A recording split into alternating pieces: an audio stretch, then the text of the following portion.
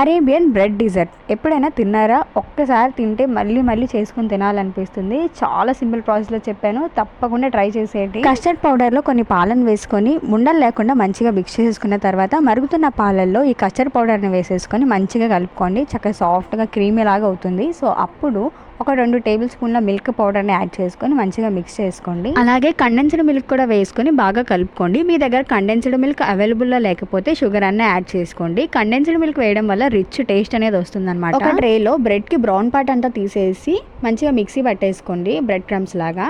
దానిపైన ఇందాక మనం చేసుకున్న క్రీమ్ని వేసేసుకొని మంచిగా పర్చేస్ చేసుకున్న తర్వాత ఫ్రెష్ క్రీమ్ని కొద్దిగా యాడ్ చేసుకోండి. దానిపైన మళ్ళీ బ్రెడ్ స్లైసెస్ పెట్టి క్రీమ్ని వేసుకొని ఫ్రెష్ క్రీమ్ వేసేసి దానిపైన బ్రెడ్ క్రమ్స్ వేసుకొని మీ దగ్గర ఉన్న డ్రై ఫ్రూట్స్తో గార్నిష్ చేసుకొని మూతను పెట్టేసుకొని ఫ్రిడ్జ్లో ఒక 1 అవర్ ఉంచేసి కూల్గా తింటే ఎంతో టేస్టీ అయిన అరేబియన్ బ్రెడ్ డిజర్ట్ రెడీ అయిపోతుంది.